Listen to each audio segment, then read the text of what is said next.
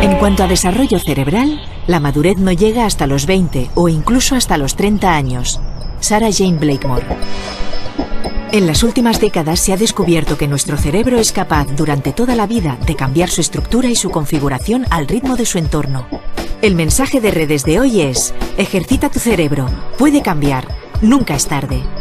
Eduardo Punset nos revela en esta clave, junto a la neurocientífica Sarah Blakemore, las evidencias de la plasticidad del cerebro humano y cómo en los últimos años la neurociencia va a tener mucho que decir en las escuelas.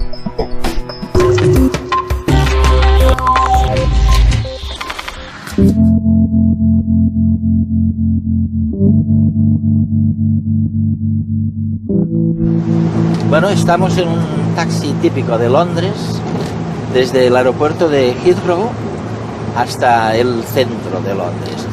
Y el taxi, como se pueden imaginar, lo conduce un taxista londinense, el mismo grupo con el que se hizo el experimento más famoso, que ha demostrado que los taxistas, créanlo o no, de Londres tienen más memoria espacial que el resto de los mortales.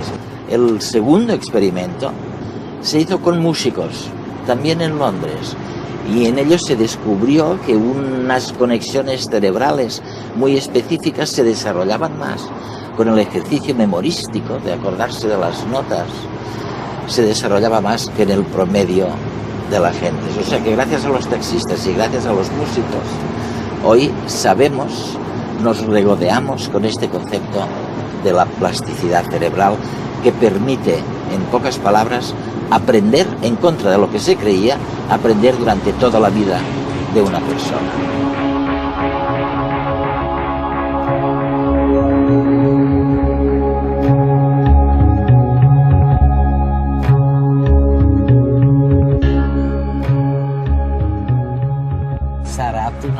Sarah, hasta ahora solo teníamos la genética. Cuando nos preguntábamos qué pasaría con la educación, eres lo único que teníamos. Pero ahora la ciencia de la neurología y de la psicología se han unido y nos dicen que no solo se trata de la genética, que también están las emociones, la dieta, que hay muchas más cosas. Bueno, de hecho, si esto es cierto, probablemente podemos hacer algo en relación con la educación, que es bastante mala en los tiempos que corren, ¿no? ¿Podemos hacer algo? Sí, creo que en cierto modo actualmente la investigación va en esa dirección. Estamos empezando a ver ciertas consecuencias para la ciencia, para la neurociencia concretamente aplicables a las políticas y a las prácticas educativas. Ahora mismo es bastante difícil sacar conclusiones, porque está claro que es demasiado pronto. Pero en el futuro, a medio plazo, la neurociencia tendrá muchas repercusiones en el ámbito educativo. ¿Y hemos obtenido ya algún descubrimiento que pueda ayudar al ciudadano de a pie? ¿Qué habéis descubierto vosotros? Nuestros estudios se centran en ver cómo se desarrolla el cerebro. Es una ciencia realmente nueva, de hecho, solo existe desde hace unos 5 o 10 años, desde que utilizamos tecnología como la neuroimagen, las resonancias magnéticas cerebrales, que nos permiten hacer un escáner del cerebro de una persona viva, para ver cómo se desarrolla este a lo largo de la vida. Y estos estudios de investigación muestran claramente que el cerebro sigue desarrollándose durante décadas, y una etapa del desarrollo especialmente crucial es la adolescencia. Y es una crisis, real. Bueno, lo es.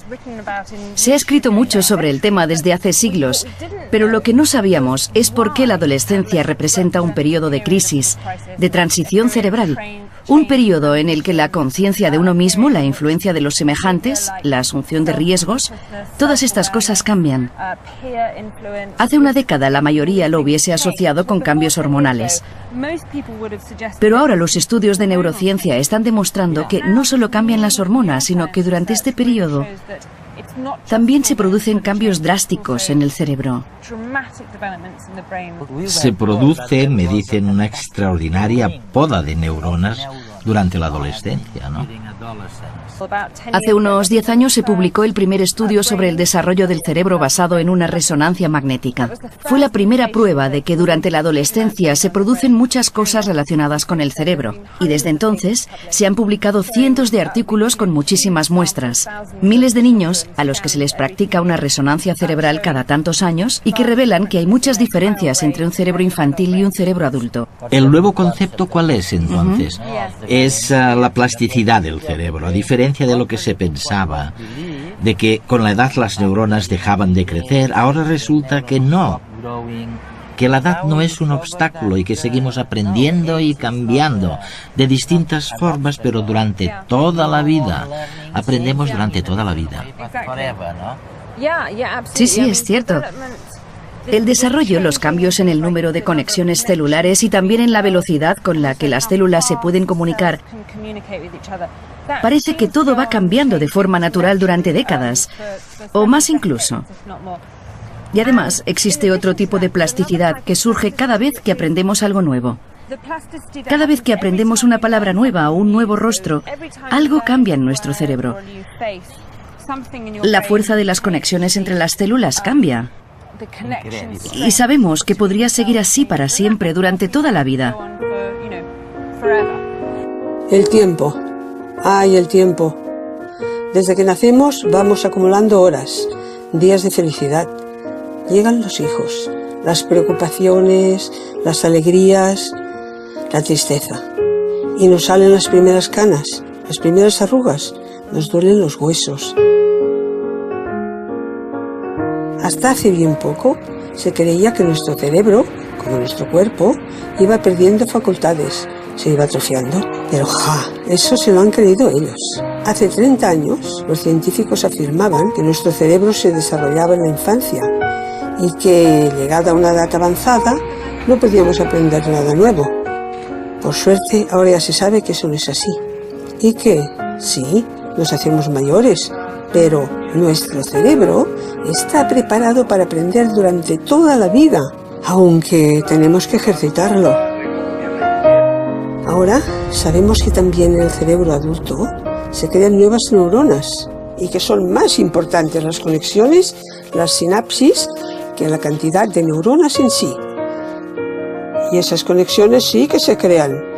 Y con 70, con 80, con 100 años también podemos aprender informática, un nuevo idioma o lo que nos echen por delante. Por supuesto, el cerebro envejecido es menos maleable y aprender nuevas cosas pues eso requiere de más tiempo. Pero vamos, que querer es poder. Y ahora sabemos que hay algo que se llama neurociencia que nos da la razón. Mi nombre es María Soria y tengo 81 años. Algo en lo que creíamos durante años, que podíamos estar en una habitación solos y aprender mucho estando solo. Ahora me decís que no es cierto, que posiblemente la inteligencia, el desarrollo cerebral necesiten del contacto con otros cerebros. ¿Es verdad? Sí, parte de mi trabajo se centra en el cerebro social, es decir, la complicada red que conecta las regiones cerebrales que se utilizan para que podamos interactuar con otras personas y entenderlas. Parece que las interacciones sociales están ahí desde el principio, desde el nacimiento. Son sumamente importantes para el aprendizaje y el desarrollo. Hay estudios en Estados Unidos que demuestran que los bebés aprenden mejor si lo hacen de una persona de carne y hueso que de una pantalla de televisión o de la grabación de una voz en una cinta. De hecho, los bebés pueden incluso distinguir entre la voz que procede de una pantalla de televisión y de una persona real. Parece que es así según dicha investigación. ¿Sabes lo que me parece más sorprendente de todo? Pues que los bebés de hasta 6 meses de edad pueden distinguir el rostro de un mono del de otro mono y luego pierdan esta capacidad. ¿Pierdan dicha capacidad, sí? ¿Por qué crees que un bebé necesita distinguir la cara de un mono de otro?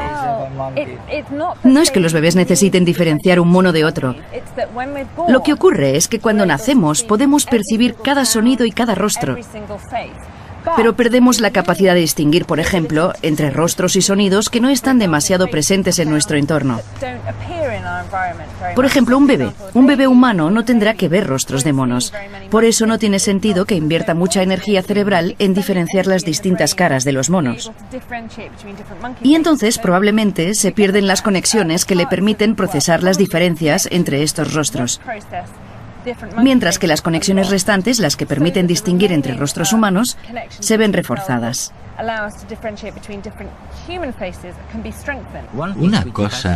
Una cosa que me fascina, y supongo que a muchos ciudadanos también, es algo que tiene que ver, bueno, tú lo llamas, creo, los periodos críticos del aprendizaje. Por supuesto, tenemos los ejemplos terroríficos de 2 premios Nobel, no me acuerdo de cómo se llamaban. Hubel y Wiesel. Exacto, Hubel y Wiesel. Hicieron experimentos con gatitos, ellos. Sí, privaron a los gatos. Privaron a los gatos de la visión y los pobres gatitos perdieron el sentido de la vista. En cierto modo, esto demostró que hay etapas críticas para el aprendizaje. ¿Se parecen los humanos a los gatos en este sentido o tienen otros periodos o ventanas?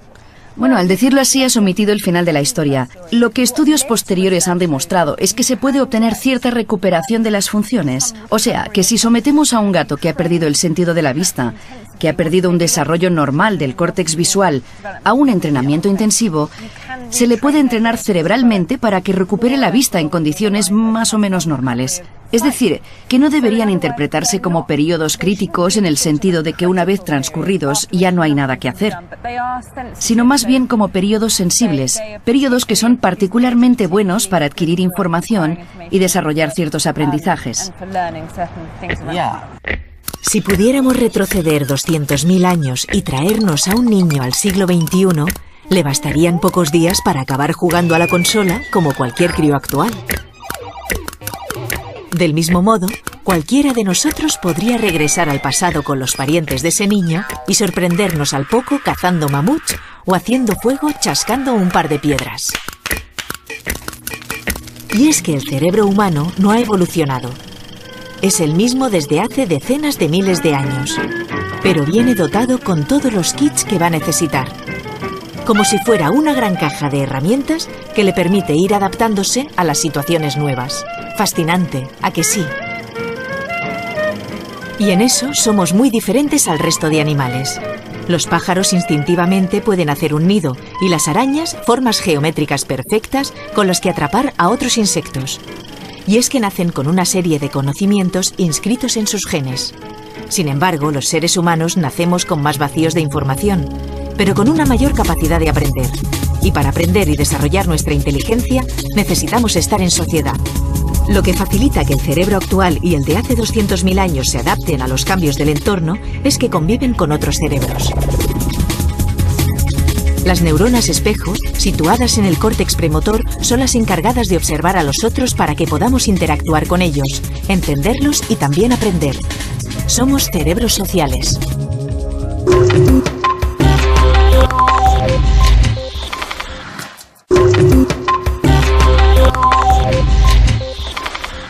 Algo que me fascina de todo esto es constatar, y lo he visto con mis nietas, la relación entre la palabra escrita, cuando aprenden a escribir, y una pintura o un color, que es algo totalmente distinto. Quiero decir que cuando eran más pequeñas, lógicamente, les resultaba más fácil reconocer una pintura que una palabra escrita. Pero con la edad no hay nada que puede contener la fuerza imperiosa de la palabra escrita. Es como un lavado de cerebro. Oye, ¿por qué las palabras se vuelven tan importantes? La lengua escrita frente a otros estímulos. Creo que una vez has aprendido a leer no puedes hacer nada para evitarlo. Si ves una palabra que puedes leer, tu cerebro lo procesa, aunque sea una desventaja. De ahí que existan estas graciosas tareas que se conocen como las Stroop Tasks, en las que puedes intentarlo. Escribes el nombre de una palabra, por ejemplo, escribes la palabra azul, pero con tinta verde. y la tarea consiste en nombrar el color de la tinta. Es verdad. Y eres mucho más lento si el color de la tinta es distinto del color de la palabra. Te fías de la palabra. Porque tu cerebro no puede evitar leer la palabra y eso interfiere con el hecho de nombrar el color azul. Y así se demuestra que la lectura se automatiza cada vez más conforme aprendemos a leer. Sara, me han comentado que se podría desarrollar el concepto de plasticidad cerebral. De hecho, se podría hacer después de 2 o 3 experimentos. Bueno, uno de los primeros experimentos fue un estudio hecho en Londres sobre los taxistas londinenses. De una de mis colegas en la Universidad de Londres. Allí para llevar un taxi tienes que saberte no sé cuántos miles de rutas. Creo que son unas 25.000 rutas. Increíble, ¿eh? Tienes que aprendértelas todas de memoria, así que se trata de personas con una memoria espacial prodigiosa. Ella los estudió y se fijó en la estructura y funciones de sus cerebros. Y lo que descubrió fue que comparando con otros conductores, el hipocampo, que es una parte del cerebro que se encarga de la memoria y del aprendizaje espacial, una parte de este era mayor. Mayor, ¿eh? Sí. En los taxistas comparado con otros conductores. Y el tamaño de esa parte del hipocampo tenía que ver con el tiempo que habían estado conduciendo taxis, cosa que sugería que realmente el tamaño tenía que ver con la necesidad de moverse por Londres.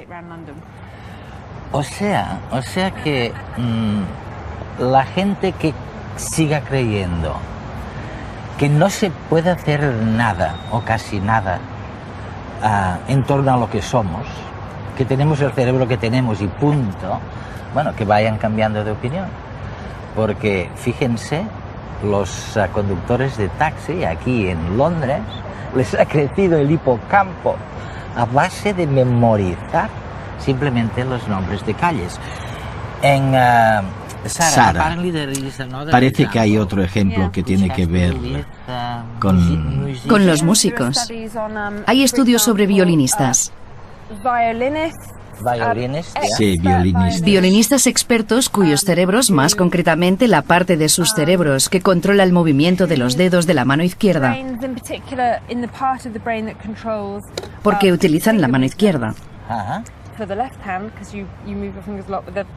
Pero todo está en la parte derecha, ¿no? Sí, el hemisferio derecho es mayor en los violinistas expertos.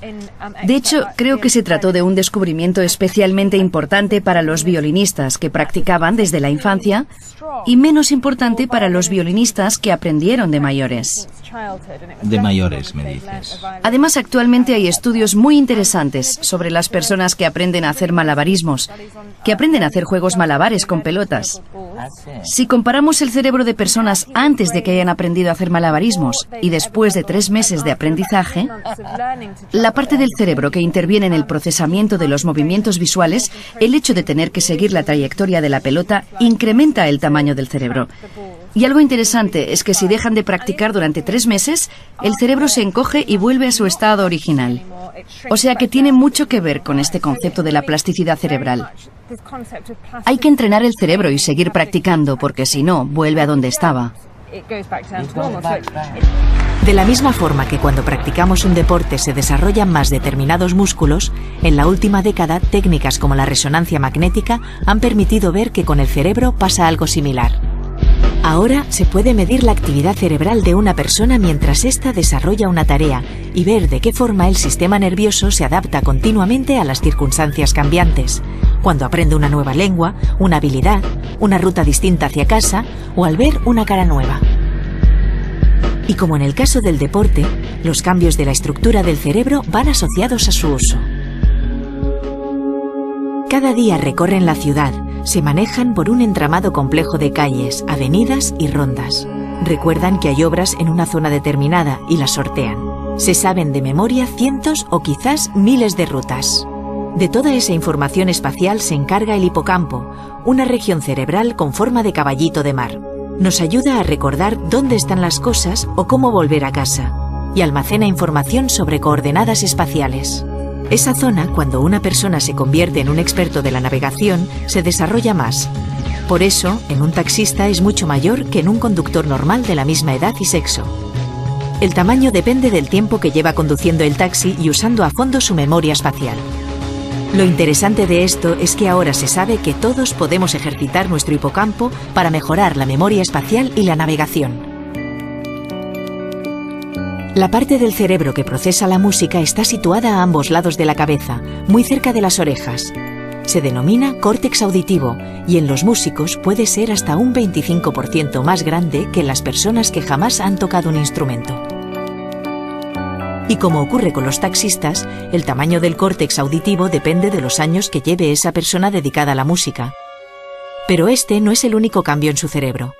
También las regiones que controlan el movimiento y el tacto se transforman como consecuencia del uso. Cuando el dedo toca una cuerda, este estímulo sensorial activa neuronas en el córtex sensomotor del lado opuesto. Además, un nivel alto de actividad refuerza las conexiones entre los grupos de neuronas excitadas. Y si un adulto empieza a tocar el violín, también cambia su córtex sensomotor. Se ha demostrado que se necesitan apenas 5 días para que las áreas sensorial y motora se modifiquen y se adapten a la nueva actividad. Aunque si dejamos de tocar durante mucho tiempo, perdemos flexibilidad y conexiones sinápticas. Nuestro cerebro es moldeable. Tiene una gran capacidad para cambiar y adaptarse en función del entorno y de nuestras experiencias. Y puede, además, reorganizar funciones. En las personas sordas, el córtex auditivo, en lugar de procesar el sonido, se activa para leer los movimientos de los labios. Se adapta a las circunstancias y responde a otras señales que la persona sorda necesita procesar y entender. Yo solía burlarme de la gente que hace crucigramas del periódico, pero me contestaban, es para recordar mejor, para mejorar mi memoria. Así que es verdad, ¿estaban mejorando su memoria? Sí, bueno, hay muchos estudios sobre ello porque ahora se pueden comprar videojuegos nuevos, como por ejemplo Brain Training. No sé si has oído hablar de este videojuego. Sin embargo, es un tema polémico porque se trata de saber para qué sirve realizar este tipo de ejercicios. Crucigramas, puzzles enormes y este tipo de cosas. Creo que el consenso general desde un punto de vista neurocientífico es que entrenarse en este tipo de actividades claramente mejora o cambia la parte del cerebro donde se encuentran estas habilidades. Es decir, que si haces muchos crucigramas cada vez los harás mejor. Y la razón van a ser ciertos cambios cerebrales. Pero la cuestión es saber si esto tiene un impacto para cualquier otra habilidad. En las habilidades en general, por ejemplo. Sí, sí es general. No hay ningún indicio de que así sea y habrá que seguir investigando. Pero si todo esto de lo que estamos hablando contiene, aunque sea solo una media verdad, entonces las perspectivas de cambio para la educación son inmensas. Sí, estamos empezando a saber mucho más sobre lo que sucede en el cerebro cuando aprendes cosas distintas, como matemáticas, o cuando aprendes a leer y escribir, cuando interactúas socialmente o cuando utilizas distintos métodos de aprendizaje. Pero creo que lo más importante que hay que recordar es que todo ello va a tener consecuencias para la educación. Estoy pensando ahora en un amigo mío que tiene mi edad, o quizás un poco más joven, es italiano, Giacomo Rizzolatti, y tú lo conoces muy bien porque descubrió en los monos lo que llamáis... Las neuronas espejo. Así es, y descubrió que con solo mirar a alguien haciendo algo, tú aprendes a hacerlo también. Sí. Y si intentas imitar lo que el otro está haciendo, entonces aprendes más deprisa. Habría que intentar aplicarlo a la educación, ¿no crees? Habría que aplicarlo. Sí, y hay otros ejemplos que van en esa misma dirección, como cuando simplemente te imaginas haciendo algo, por lo que se activan las mismas regiones cerebrales que cuando realmente haces lo que habías imaginado. Lo que significa que la práctica mental puede ser eficaz, ya que si nos imaginamos haciendo algo, no sé, corriendo por ejemplo, puede influir en nuestra velocidad. Bueno, es una influencia muy sutil, pero significativa. En cosas como la fuerza de nuestros músculos. Con solo imaginarlo sin hacer absolutamente nada. Y se supone que es porque cuando lo imaginamos se activan las mismas regiones cerebrales que cuando hacemos ejercicio de verdad.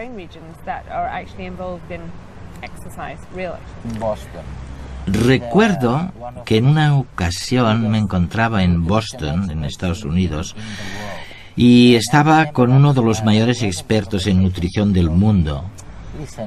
Y al final de la conversación me dijo: mire, Eduardo, la nutrición y la dieta son muy importantes para la salud, pero hacer ejercicio es todavía más importante.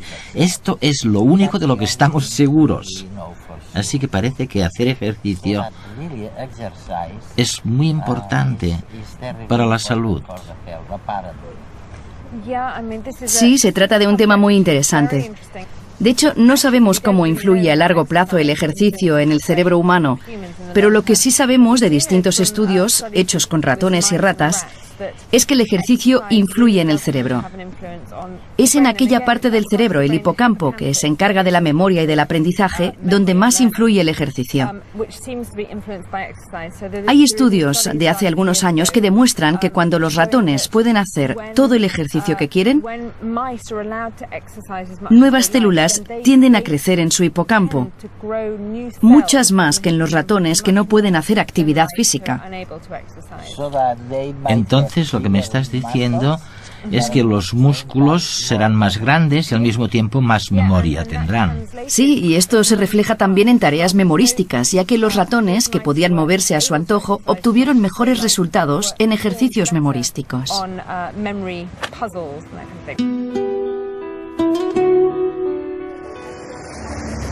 Estamos descubriendo por primera vez que es cierto que existen periodos críticos en el aprendizaje de una persona.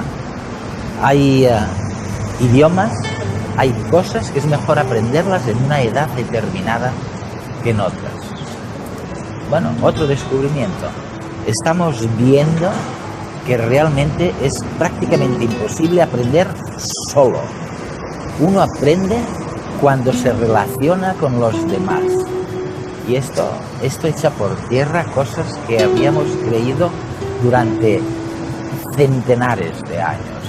Es la gran revolución educativa, o más bien es la gran revolución de la entrada de la ciencia en el sistema educativo. Sería muy útil enseñar a los jóvenes en el instituto cómo se desarrolla su cerebro. Sarah Jane Blakemore.